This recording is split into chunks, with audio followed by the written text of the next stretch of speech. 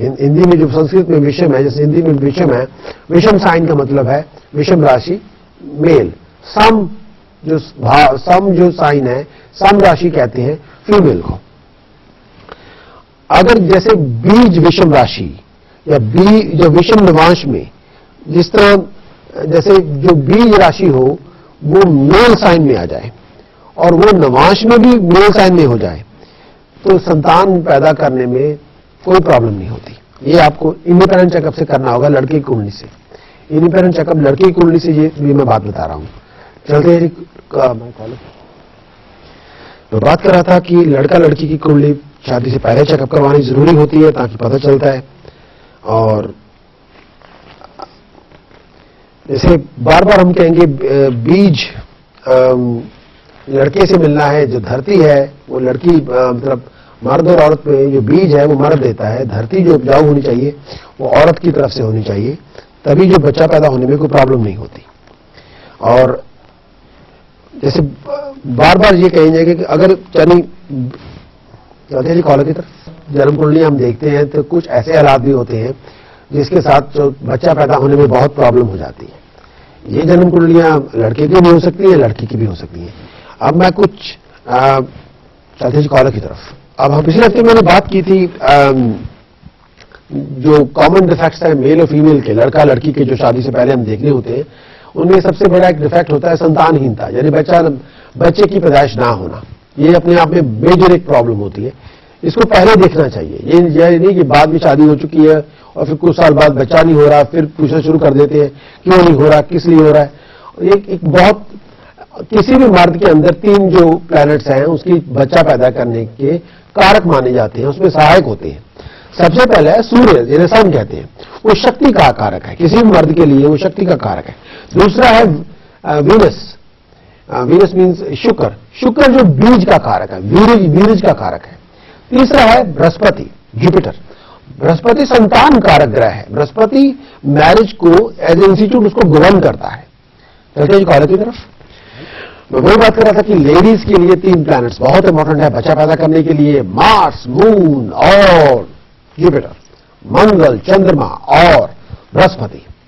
तब ये तीनों प्लैनेट्स में कोई न कोई डिफेक्ट हो जाता है तभी बच्चा पैदा होने में प्रॉब्लम हो जाती है।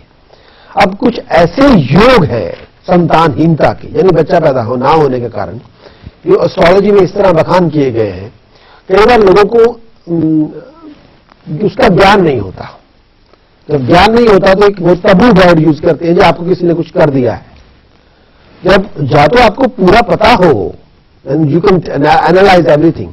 अगर आपको कुछ पता ही ना हो तो ये किसी ने कुछ कर दिया है, बस वो एक तबू है, उसमें आप छिप जाते हैं।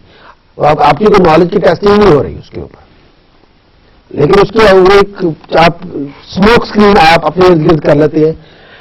लेकिन ज्योतिष शास्त्र में हर चीज को एनालाइज किया हुआ है, जैसे मेडिकल साइंस है, हर चीज को एनालाइज किया करते हैं। वो कौन सी बॉडी में कौन सी वेन है, क्या पार्ट है, क्या फ्लो है, कैसी सेंसेशन है, ये रिसर्च कैरी ऑन होती रहती है। उसी तरह ज्योतिष शास्त्र में भी जो रिसर्च है वो कैरी ऑन चलती रहती है। जितना आप इसको स्टडी करेंगे उतनी ज्यादा ये लाइफ लॉन्ग स्टडी है, 1-2 दिन की नहीं है कि थोड़े बहुत अपने रूल सीख लिए तो वो बात अलग है।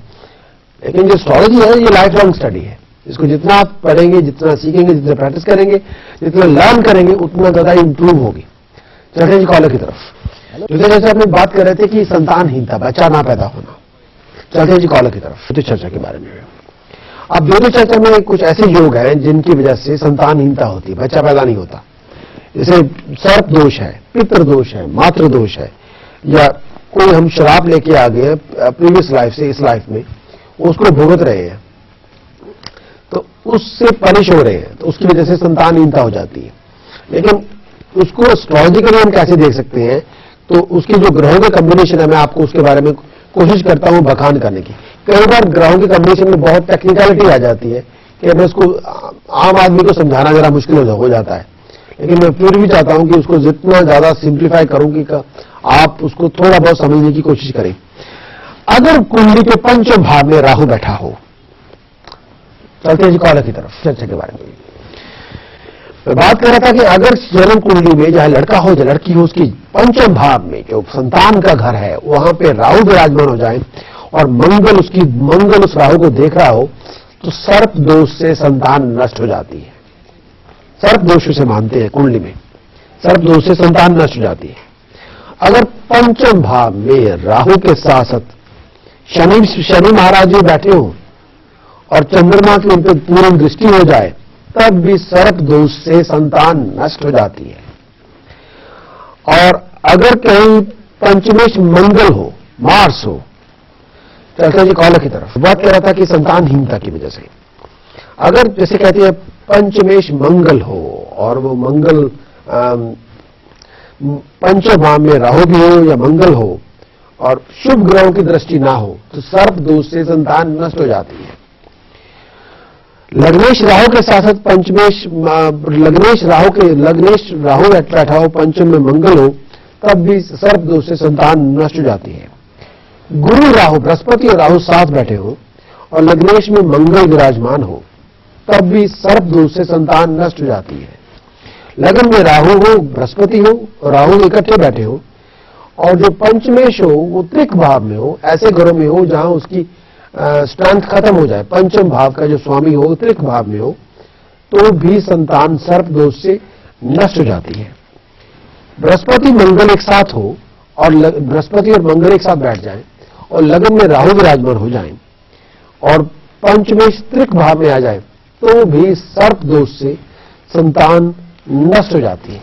तो ये एक ऐसी पॉसिबिलिटीज हैं तो कई बार कुंडलियों में देखने को मिलती है। पहली बात तो होता है कि जन्म कुंडली या किसी भी कुंडली को आप प्रॉब्लम को एक्नॉलेज करें। अगर आप एक्नॉलेज करते हैं प्रॉब्लम को, तभी उसका सोल्यूशन भी ढूंढेंगे। अगर आपके सामने कुंडली पड़ी हुई है, आप उसको एक्नॉलेज ही नहीं कर रहे, अगर किसी को ब्लड सैंपल दिया जाए और उसका पूरा एनालिसिस किया जाए, तो there are 36 or 43 different type of test of blood और more than 100 different type of test of blood. उससे आप पूरी किसी की पूरी बायोग्राफी देख सकते हैं ब्लड सैंपल से। अगर आपको ब्लड सैंपल दिया जाए और आप उसको लाल रंग देख के आप कहते हैं ये तो लाल है, तो there is not like that. आपकी जो जन्म कुंडली है, बहुत कुछ आपके बारे में अगर गहराई से उसका बहुत अध्ययन किया जाए, स्टडी किया जाए, तो वो बहुत कुछ खोल देती है। तो अगर उसको आप लेके वैसे बैठे हुए हैं या आपको आपकी एबिलिटी इतनी ज्यादा नहीं, या आपने इतना पढ़ा या सीखा नहीं है, तो फिर वो एक अपने आप में कई बार आपको पता नहीं चलता कि उसमें बताना क्या है। तो ये सर्प दोष इस तरह से है। अब बात करते हैं पितृशाप, जो पितरों के दोष है उसकी वजह से भी संतानहीनता हो जाती है। सर्प दोष की संतानहीनता होती है कि किसी ने पिछले जन्म में सर्प की हत्या की हो या सर्प की मृत्यु का कारण बना हुआ हो, तो उसके हिसाब से संतान नष्ट मानी जाती है। चलिए जी कॉलर की तरफ। सर्प श्राप से, यानी सर्प की हत्या की हो, सर्प मर जाए किसी से, तो उसके जो उसका कर्ज से संतान इस तरह नष्ट हो जाती है। लेकिन कई बार सर्प जो श्राप से संतान, इसको अगर आप उसको बहुत 3 डायमेंशनल चेकअप करें, अकेला उसी से नहीं होता ये। कई बार लोग किसी बेऔलाद की जमीन जब्त कर लेते हैं, उससे भी सर्प श्राप लग जाता है। चलते जी कॉलर की तरफ।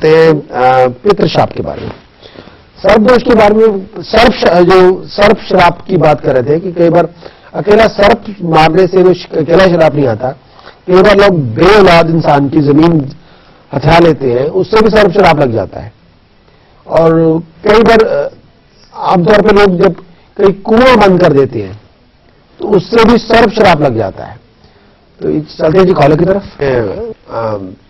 वही बात कर रहा हूं कि सर्प श्राप से जो संतानहीनता थी, मैंने ये कहा था कि वो अकेला सांप को मारने से नहीं होता, कई बार किसी बेऔलाद की जमीन जब्त करने से भी वो श्राप लग जाता है।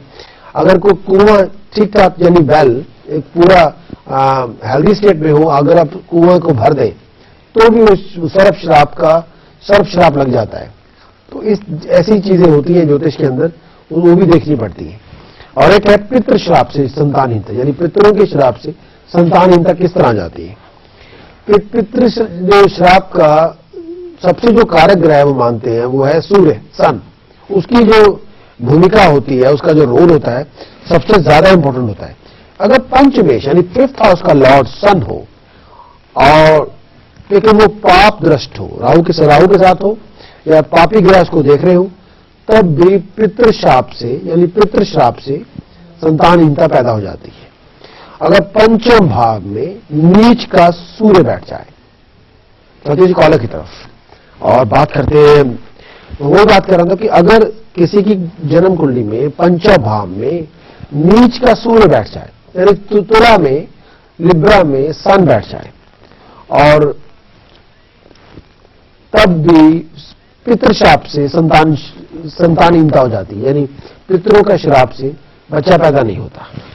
पंचम भाव में जो पंचम भाव में जन्म कुंडली का 12 घर है, जन्म कुंडली के पंचम भाव 5th हाउस जो होता है एजुकेशन का भी है, 5th हाउस हमारे रिकॉग्निशन का भी है, 5th हाउस हमारी अप्रिशिएशन का भी है, 5th हाउस हमारी विजडम का भी है, 5th हाउस औलाद का भी है, 5th हाउस हमारी प्रोफेशनल क्वालिफिकेशन का भी है, 5th हाउस हमारी क्रिएटिविटी का भी है। चलते हैं कॉलर की तरफ। हेलो, डिफेक्ट्स हैं लड़का लड़की की शादी से पहले जो देखे जाते हैं, तो उसमें था संतानहीनता, बच्चा ना पैदा होना। बच्चा पैदा ना होने के कई कारण हो सकते हैं। तो मैंने पिछले हफ्ते बात की थी कि सर्प दोष से बच्चा पैदा नहीं होता कई बार, क्योंकि चरप दोष एक टर्म यूज की जाती है।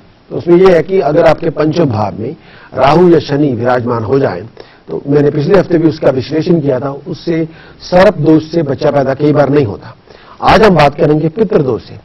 पितृदोष का जो सबसे बड़ा कारक होता है वो सूर्य है। अगर आपका सन डिफेक्टेड हो जाए कुंडली के अंदर और पंचम भाव को रिप्रेजेंट करता हो सन, तब भी बच्चा पैदा होने में प्रॉब्लम हो जाती है। और बच्चा पैदा किसी बहुत बड़े ऑपरेशन के बाद होता है या बहुत बड़ी ट्रीटमेंट के लेने के बाद होता है। आमतौर पर बच्चा पैदा होने में बहुत टाइम लग जाता है। अब इस तरह की सिचुएशंस होती है जन्म कुंडली के अंदर, तो उससे हम कहते हैं पितृशाप से संतान पैदा नहीं हो रही। पंचमेश सूर्य, यानी अगर मेष लगन हो तो उसका पंचमेश तो सूर्य हो जाएगा, मेष यानी एरिस। चलते हैं कॉलर की तरफ। पितृदोष का जो पता चलता है वो सूर्य से है, उसका जो डायरेक्ट जो लिंक है। ऐसे सर्प दोष का जो डायरेक्ट कॉन्टैक्ट है, जो लिंक है, वो शनि या राहु से है। इसी तरह पितृदोष का जो डायरेक्ट जो कॉन्टैक्ट बनता है वो सूर्य से है, सन से है। सन किसी न किसी तरह पंचम भाव में है, जब पंचम भाव उससे डिफेक्टेड है। यानी मेष लगन का अगर मान ली एरीज लगन हो तो पंचम भाव का स्वामी सूर्य होगा, वहां सिंह राशि होगी। और कहीं सूर्य अगर पाप ग्रहों के मध्य में हो या पाप ग्रहों से ग्रसित हो तो पितृदोष लग जाता है, तो उससे भी बच्चा पैदा नहीं होता। और पंचम भाव में तुला का यानी लिब्रा का सूर्य बैठ जाए और शनि के निवास में मकर या कुंभ में होकर पाप के मध्य में हो जाए, तब भी पितृदोष से संतान नहीं होती, बच्चा पैदा नहीं होता। पंचम भाव में सिंह राशि यानी सिंह राशि में सूर्य हो यानी मेष लगन हो, लेकिन गुरु बृहस्पति जो संतान कारक ग्रह है वो किसी पाप ग्रह से ग्रसित हो जाए, तब भी संतान पैदा नहीं होती। और पंचमेश में सूर्य, चलते हैं कॉलर की तरफ। चलते हैं अगले कॉलर की तरफ। और बात मैं वही कर रहा था कि पंचम भाव में सिंह राशि का सूर्य हो और लेकिन गुरु पापी ग्रहों से ग्रस्त हो, तभी बच्चा पैदा होने में प्रॉब्लम हो जाती है। पंचमेश सूर्य राहु के साथ हो, अगर पंचम भाव का स्वामी राहु के साथ बैठ जाए और पंचम भाव में मान लीजिए शनि हो और सूर्य अष्टम भाव में बैठ जाए, तब भी शादी बच्चा पैदा होने में प्रॉब्लम हो जाती है पितृदोष पितृश्राप से। और एक और बात है, एक और यूनियन मैं डिफाइन करने जा रहा हूं। बहुत सी ऐसी यूनियंस हैं, कुछ ज्यादा सभी को लेके आना जरा मुश्किल हो जाता है। अगर 12वें घर का स्वामी लगन में बैठ जाए और अष्टम भाव का स्वामी जन्म कुंडली का जो 8वां घर है उसका स्वामी पंचम भाव में बैठ जाए और 10वें भाव का स्वामी अष्टम भाव में बैठ जाए, तब भी पितृदोष से बच्चा पैदा नहीं होता। तो ये टेक्निकलिटीज है। कॉलर की तरफ। अब एक और बात है, जो मातृशाप से संतानहीनता होती है, उसके लिए जो मातृशाप, पितृशाप से बोल दिया, सर्प दोष से बोल दिया, अब मातृश्राप से संतानहीनता, कि माता के श्राप से संतानहीनता पैदा हो जाती है। तो उसकी जो मुख्य भूमिका होती है आमतौर पे चंद्रमा की होती है।